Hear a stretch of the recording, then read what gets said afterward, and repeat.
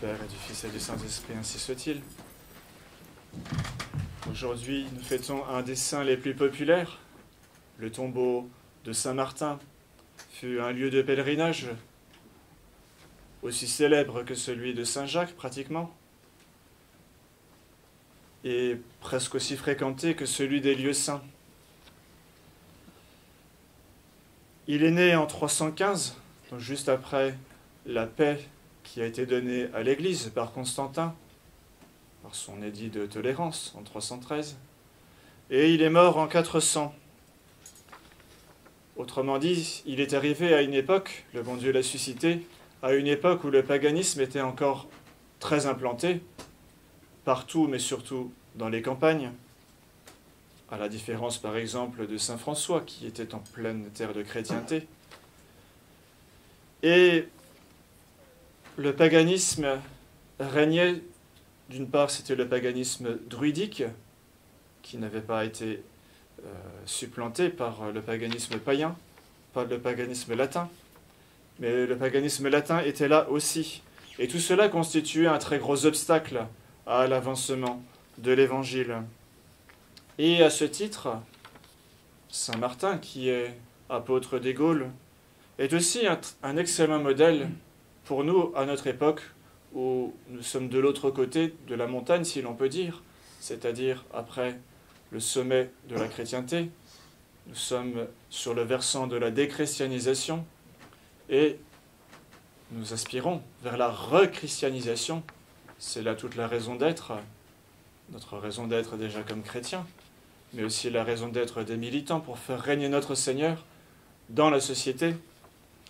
Et il y a aussi un obstacle majeur à vaincre qui est celui de la révolution, et donc le thème de cette journée est organiser la contre-révolution.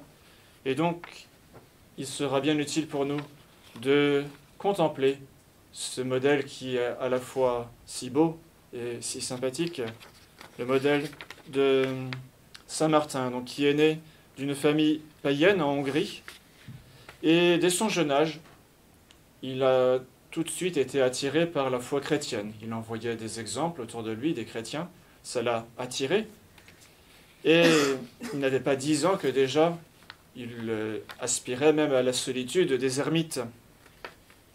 Mais lorsqu'il fut âgé de 15 ans, un édit de l'empereur l'a enrôlé, puisque l'empereur enrôlait tous les fils de vétérans, ce qui était le cas de Saint Martin.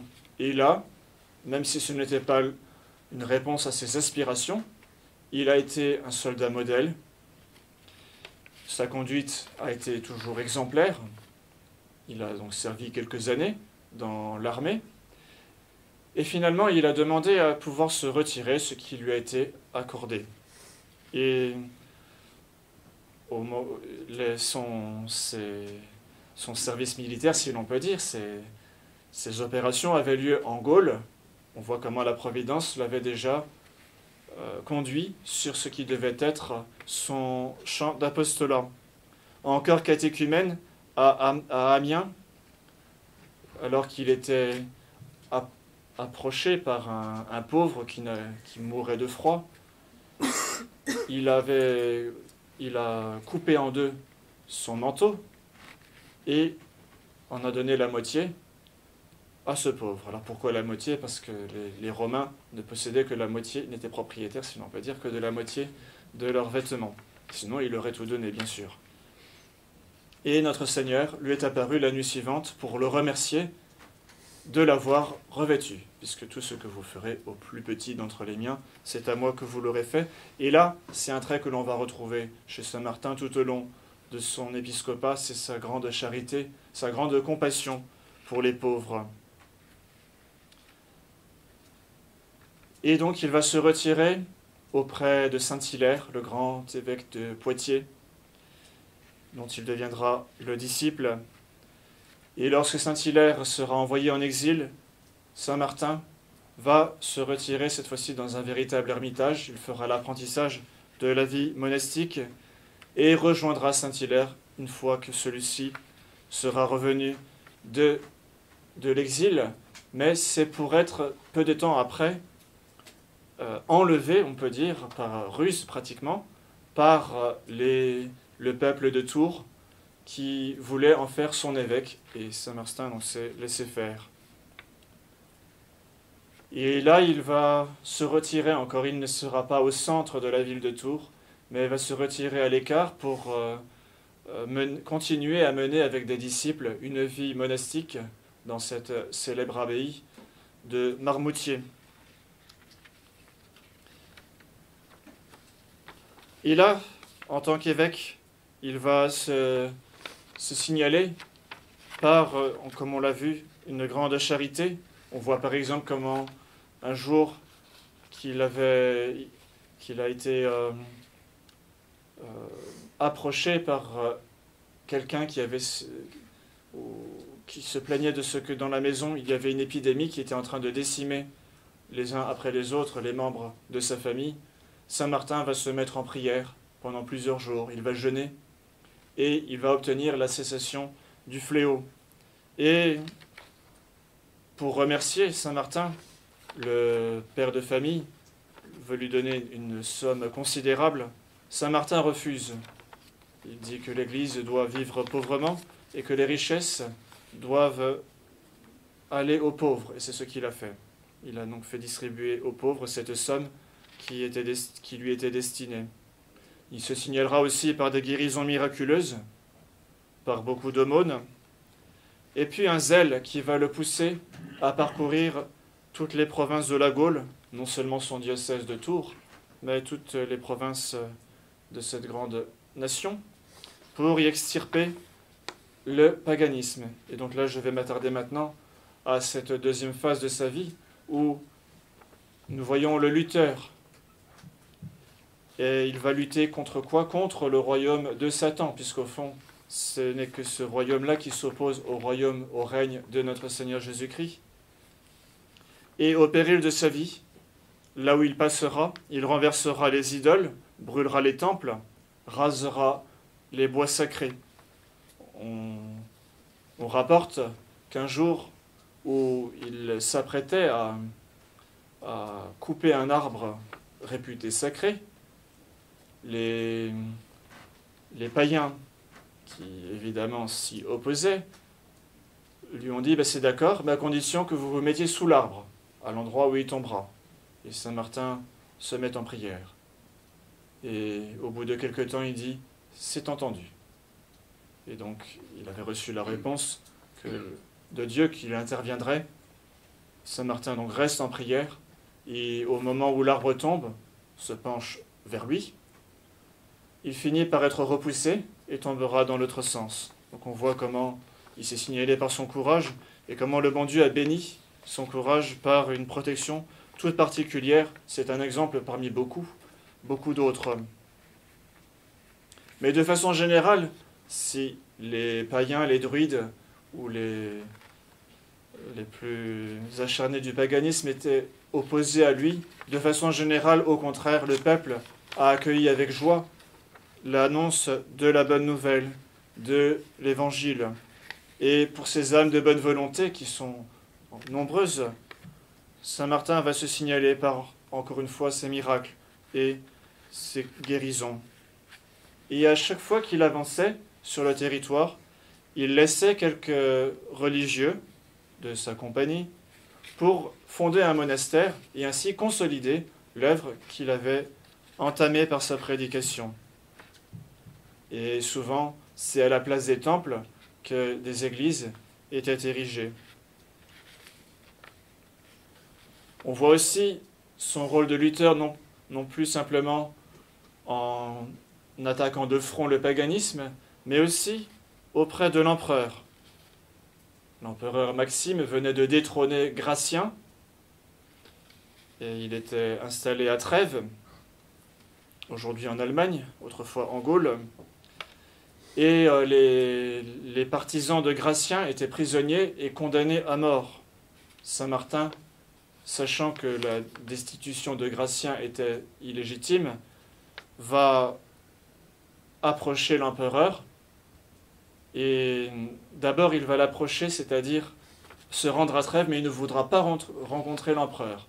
Ce qui était un peu une façon de montrer à l'empereur ce qu'il avait fait, parce que Saint-Martin était très connu, et c'était un honneur pour les grands personnages de rencontrer Saint-Martin. Puis finalement, à force de supplications, Maxime obtient que Saint-Martin vienne le voir, et là c'est pour lui faire des reproches, et pour lui demander de libérer les condamnés à mort.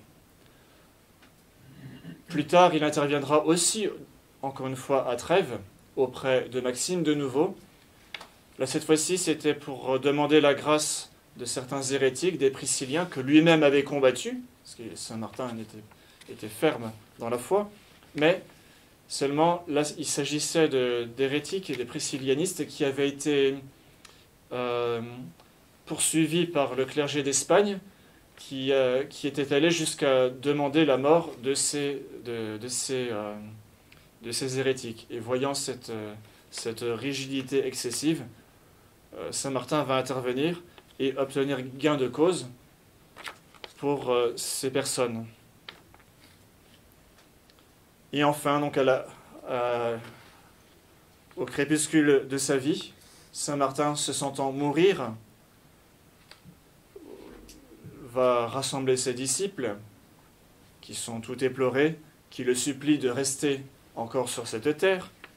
Et Saint-Martin va faire cette belle prière: « Seigneur, si je puis encore être utile, je ne refuse pas le travail, mais qu'il me soit fait selon votre volonté. » Donc on voit encore un bel exemple de dévouement, de charité, de fidélité jusqu'au bout à cette mission qui lui avait été confiée, mission d'évangélisation, mission de lutte contre le gros obstacle à l'évangile, à la grâce, c'est-à-dire le paganisme, lutte aussi contre la force qui cherche à primer le droit. Et en tout cela, il a donc un très bel exemple pour les militants qui ont à lutter contre la révolution. Et donc, quelles sont les conclusions à tirer? Quelles sont les leçons à tirer pour chacun d'entre nous? La première chose, c'est que l'efficacité de Saint-Martin tient à sa vie exemplaire. Voilà, c'est ce qui ressort de l'évangile qu'on vient d'entendre, où notre Seigneur dit qu'une lumière est faite pour éclairer ceux qui sont dans la pièce, et non pas pour être sous le boisseau. Encore faut-il que la lumière éclaire, faut-il qu'elle soit allumée. Donc les exemples, c'est les exemples de sa piété, de sa prière, de sa mortification, de sa proximité avec notre Seigneur, car c'est cela, au fond, qui importe, et qui explique ensuite son courage, qui explique aussi la protection divine. Et ce n'est qu'à ce prix que la contre-révolution aboutira. Parmi les exemples de cette belle vie, il y a, soulignons particulièrement, la charité. Et là aussi, c'est une grande charité qui doit habiter nos cœurs, car sans elle, le zèle tourne en amertume et détourne les âmes. Autre trait aussi de ce beau modèle à imiter, c'est son désintéressement. Saint Martin était prêt à tout perdre pour faire connaître notre Seigneur Jésus-Christ, et donc c'est là aussi la même raison d'être de la contre-révolution, faire connaître notre Seigneur Jésus-Christ, le faire régner, le faire aimer, servir. C'est-à-dire que la contre-révolution domine les luttes partisanes. Ce que nous cherchons, ce n'est pas notre bien à nous, ou une satisfaction d'amour-propre, et donc la preuve en sera un grand désintéressement. Et puis, dernier trait, c'est son courage, sa virilité, qui éclate justement dans son courage à affronter les périls de mort. Donc, seuls des soldats prêts à mourir au service de notre Seigneur Jésus-Christ peuvent servir sa cause.